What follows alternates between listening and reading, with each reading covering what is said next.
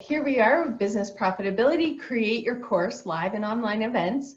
And so now we're talking about, we've kind of got the first part figured out. We know where the course fits into the business. We know what the course is going to do for the clients, what it's going to do for our business, and we know the result, where we want it to go. And now we've also dialed in the concept. So we've got the concept, the timeline, the organization of it, the content, kind of all referenced or bulleted into there. And now we're moving more into the delivery. This is engaging with your audience, connecting with your audience, and really getting their attention so that they can apply it to themselves and what they're doing in their course and what you're teaching within your course. So as they're really applying it to themselves, it's making it really usable, and they're recognizing the impact that it has for them. I don't know how many times, maybe this has happened to you, that you go to a great weekend event, yay, and wonderful, that after the event, it didn't really change anything, it didn't really do anything for you. So hopefully these tools will help you engage with your audience in ways that really bring their energy and excitement, and that help you keep in mind what other things people are dealing with that are competing with you as an instructor, as a teacher. So the very first, let's look at engaging your audience. Most people are in information overload. Of course, we have so much access to information. It is the information age. Even one of the estimates says that we have about 3,000 marketing messages that come through that we see every day, or that we hear and interact with every day. So keep this in mind. People are just on information overload. So we're going to want to find ways to make the content of your course really come to life for your audience. Now, people, while they're watching you, whether they're in a live event or online, they have these little things in their hands, right? They have a cell phone. So this is access to the internet, access to people, they're getting notifications. So keep in mind that your audience, you're competing with their cell phones. That's a big ticket, right? So how do you stay current? How do you engage them into your content? Now you're also competing with what people are running in their own heads. What is going on in the background of their mind? What are they thinking about? Moving the laundry from the wash to the dryer. All of this is going on for them too. Now think about the environments where you want people to participate with your course. If they're at home, which more and more things are moving online, but at home, what are you competing with? Well, maybe they have children, maybe they have small pets. Maybe when they look around themselves in their home, they're seeing everything else that needs to be done. And if it's an online course, what are they going to do? They're going to put their screen on pause, and they're going to walk around and do things while you're ranting around about what you're wanting to teach them. So you want to keep as much of their attention connected with your course and your content as you can. Also, there's an average when people are online. They say there's an average that the user, general user, will have 7 to 9 windows open on their computer while they're doing other things. So there's a lot of competition for people's attention, and it's just probably going to become even worse, right? So we want to make sure that we're talking to the audience, we're talking to the who is that client, and that we're bringing this content to life for them.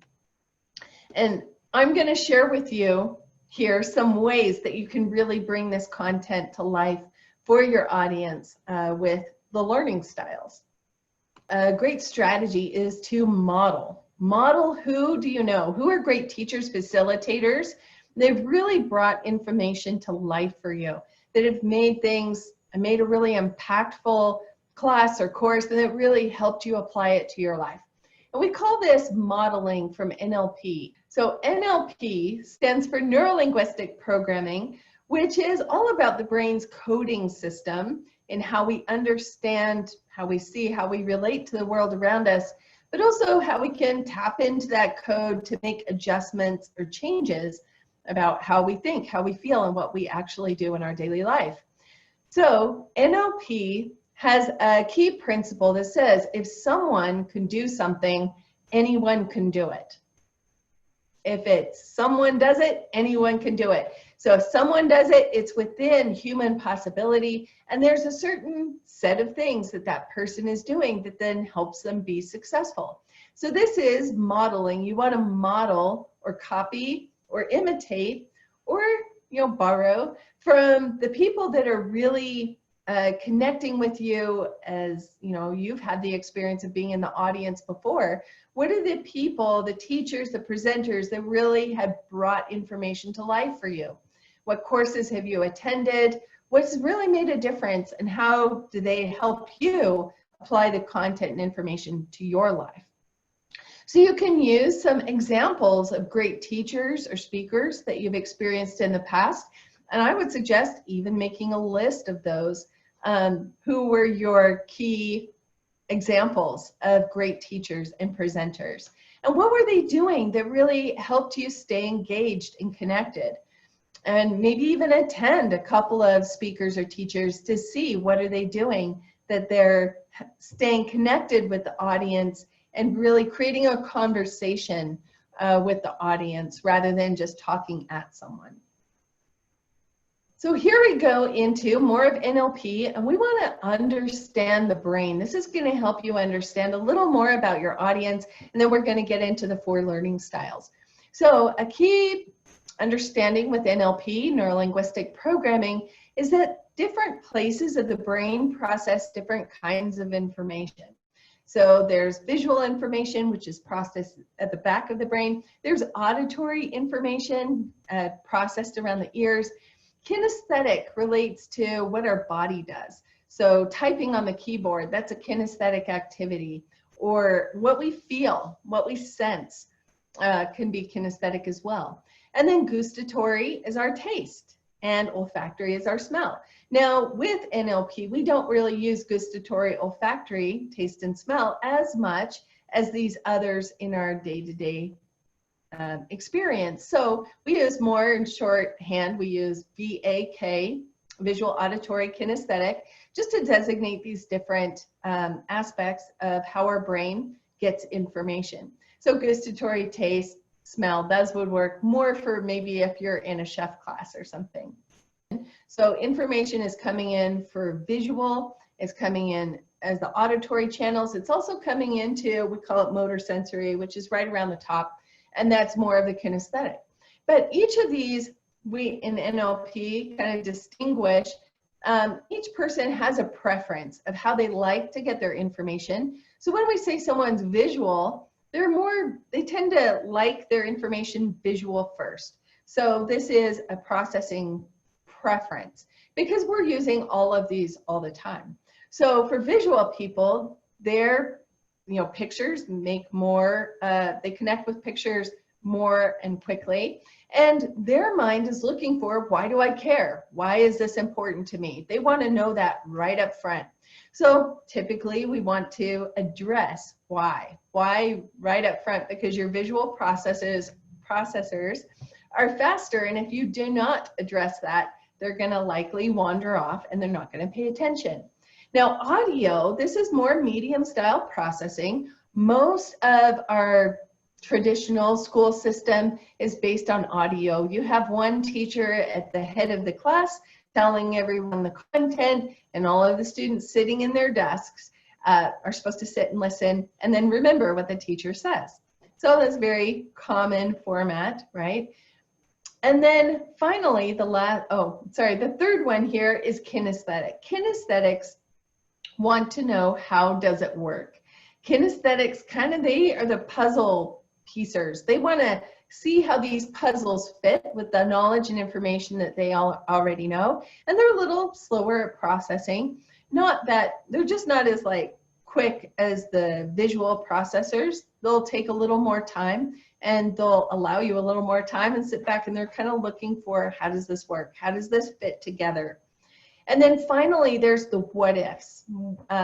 We call these audio digital processors. These are people who are looking more for the exception to what you're saying, and they're kind of looking for the exception to the rules. The more that you can address these 4 and include these 4 learning styles into your content, the more people are going to connect with what you're saying, and the more that this information, they're going to stay engaged, and this information is going to come to life for them. So let's go a little in depth to see how we can bring these learning styles into the content. So visual, we want to have some visual appeal for our folks. So even going through this course, if you've been watching on the video, you can see that there's images, and the images change very like 2 to 3 minutes here. And with the images, it gives your brain something to focus on. So there's some visual content that's coming in. And images can also illustrate a point. You can use graphs to explain kind of the, the pieces of the pie, or different graphs can help to illustrate that content as well. Audio. So audio, as we're going through the content, you're hearing the words. But if you're doing a bigger event, or like a class, or a retreat even, you might want to include more sound or more music or other sounds to help accent your audio and make that more rounding out this experience more for your folks. And then kinesthetic. So again, that's about the feel, that's about what our body does, and that's about movement or activity. So really kinesthetic style learners tend to be more active in processing when their body is moving. So kids that are really fidgety tend to be more kinesthetic.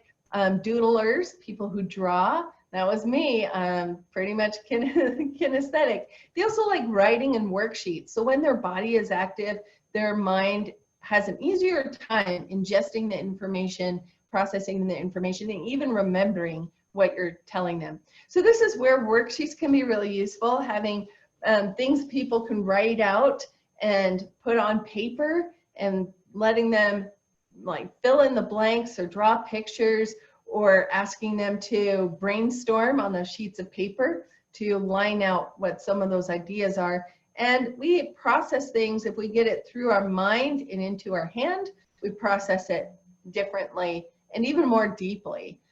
So if you've ever had the experience of brain dumping with a journal, that can be really illustrate, what it's like to bring the information onto paper. And just the movement of your hand can also help facilitate your thoughts with the kinesthetics. And then finally, that last category, the what ifs, audio, digital, they're more looking for, the analytics. They want the research, they want the statistics. So this can also, if you bring in some of that, this can also appeal to that learning style as well. So kind of going back through, if you already have the wall of Post-its or the notebook of Post-its, you can go back and start to organize your information. Okay, what visuals are you going to use? So if it's an online like we did today, this having some slides with key content, and especially pictures and images, helps to keep people engaged visually. So if you're in front of a class, maybe a live event, maybe you have a whiteboard, or maybe you have a poster that you're drawing on, those things can also help your people stay engaged with you. And then go back into kind of designating for each to really help your people connect with the topic about visual, auditory, kinesthetic. So when you have these points, kind of thinking about how can you bring in each of these learning styles into these points throughout your presentation. And then we start making the presentation a little more interactive, so people aren't just sitting back and snoozing. They're now more connected with what you're saying, and they're staying engaged and interested. Now, in delivering your content, you want to include all of the 4 learning styles if possible. And once again, that just speaks to the different processing centers of the brain. Like I said, we use them all, but we do tend to have a preference in how we like getting that information first, or how it applies first. And then you also want to look at how does it apply.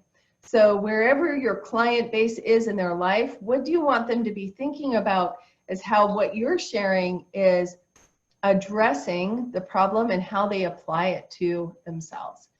And then we're also going to be talking a little bit about messages that speak to the unconscious mind, and creating or being aware of this emotional ride And then finally bringing in stories to help illustrate this and help the mind remember some of these deeper points that you want to share. So speaking to transform. Here on this slide here, we have a man kissing the mirror, which is showing or illustrating how we're changing perceptions. So this is, we often don't see people kissing the mirrors, the images of themselves. But if you want to really create an impact with your audience and with who you're talking to, it's not enough anymore to just give information. People can get information anywhere. So you really want to highlight the awareness of what it means for them. And one of the deepest ways to do that is to speak to transform. And there's many different pieces of the puzzle that you can bring in that will actually create a transformation for your clients instead of just giving out information. So one way is to shift a perception. We all have internal ideas, beliefs about who we are, about how the world works, and only some of them are true. So most of us have all of these ideas about judgments, labels, hierarchies of who's better than who, comparisons.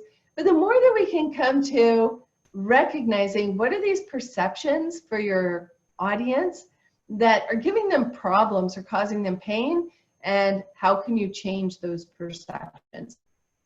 So I'll share here with you one of the common things that I've noticed for business owners is that there tends to be a fear of failure. People don't want to get started because they're afraid to fail. Well, of course, consciously, logically, we know we can't succeed if we don't even try, right? But this unconscious fear of failure is one way that really gets people procrastinating, putting things off, or even full out sabotage. I know what I need to do. I can't make myself do it. So how do we address this? Well, we can help the mind change this perception. We can even help the unconscious mind change this perception. And I like to use the image of a bicycle. So thinking of a bicycle, and now notice if you gave a 6-year-old child a bicycle, how many chances would they get to learn to ride the bicycle? As many as it takes, wouldn't they? And if the 6-year-old fell off the bicycle, would you say that they had failed? No. Why not? Because they're in the process of learning and growing and figuring it out. And even when they fall off the bicycle, their brain is making calculations and adjustments about motor movement, coordination, muscle movement, and balance. And the next time they get on the bicycle, they're even more prepared to be more successful. So in fact, they become more and more successful with every try. So from this metaphor, we can see that there is no failure. There is only the process of learning and growing and figuring it out. So I'll have people take that image of the bicycle. We're also using metaphor here from the list. We're also using symbolism and imagery. Take that image of the bicycle, shrink it up smaller and smaller, and just tuck it into your body to carry it with you as the constant reminder that life and everything in it, business, confidence, everything is a process of learning and growing and figuring it out. And you can appreciate yourself in each stage of life's process of learning and growing, and even enjoy the ride. That's right, enjoy the ride of learning and figuring it out. So tuck that image of the bicycle into your hand, your head, your pocket, just to carry it as a constant reminder. There is no failure. There's only the process of learning and growing and figuring it out. So if we really want to help people transform, we want to identify what are the blocks that they're going through, and then how can we address these blocks? And we can use NLP, we can use hypnosis. There's a lot of crossover between all of those modalities. And especially these are the ways that our mind is wired for to remember stories, metaphor, symbolism, imagery, and experiences. So we just did a perception change on the idea of failure. So many people have been tripped up by this fear of failure, that they haven't gotten started, They've procrastinated or haven't really made the results come to life that they've wanted. But if we keep in mind that life, success, business is all a process of learning and growing and figuring it out, it certainly changes how we relate to getting started, how we relate to creating what we want to create, and the possibility about what we can see for ourselves. So if we really want to make a change, we want to change a perception. And if you want to help people remember it, put it into a story. So just like giving a 6-year-old child a bicycle, now your mind is picturing things, right? So your mind, as I'm talking about giving a child a bicycle, you're picturing a 6-year-old, maybe even your experience as a 6-year-old. You're picturing that bicycle, the child trying to ride it and then falling off, and but ultimately figuring it out, right? And you might be thinking about how exciting it was for you when you figured out how to learn to ride a bicycle. So stories, this is really a key place that our minds as humans have been hardwired to remember stories. In fact, one of the very prominent, famous hypnotists, and he was also a psychiatrist, Milton Erickson, was well known for people coming to his office, and he would say a story that would then change how the person's unconscious mind was connecting and integrating the information. So he didn't even have to take them into a hypnotic state. He would just tell them a story. There's a classic one about changing a 9-year-old's pattern with bedwetting, and all he did was use a metaphor of holding and throwing a ball. So there's a lot that we can incorporate there. So stories are very powerful. When you illustrate a story, when you line out a story, people get into the experience of it, and they're actually kind of experiencing it with you. They're seeing it in their mind, they're hearing the backdrop, they're connecting with the characters and the players through you. So it's like creating that experience for them through illustrating a story. Now, metaphors can be very powerful, and story, metaphor, symbolism, imagery, experiences all speak to our unconscious mind. And so the more that you can incorporate these, the more that you're really creating that transformation or opening the doors for that transformation for your people. Symbolism, so we all have a history in this culture of our mind is attaching meanings to things wherever we go. What is the meaning? Stop your car. Green light at a traffic light. What is the meaning that's attached? That you can go. Green means go, red means stop, right? So these are symbolisms, things that we see or experience in life that mean something else. So you can tap into those meanings to help people change too.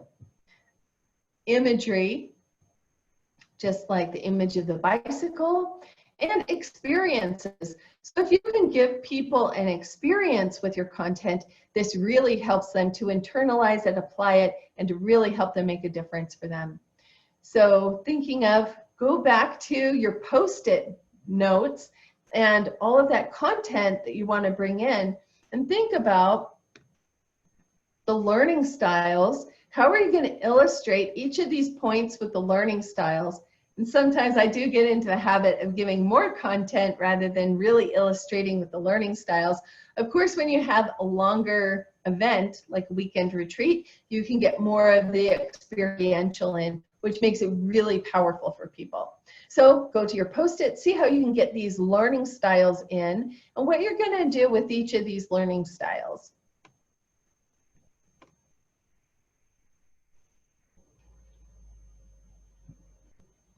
And if you can add the experience of working with your content or helping people apply that information to themselves, that's where they really resonate with it. They own it. It becomes a part of them.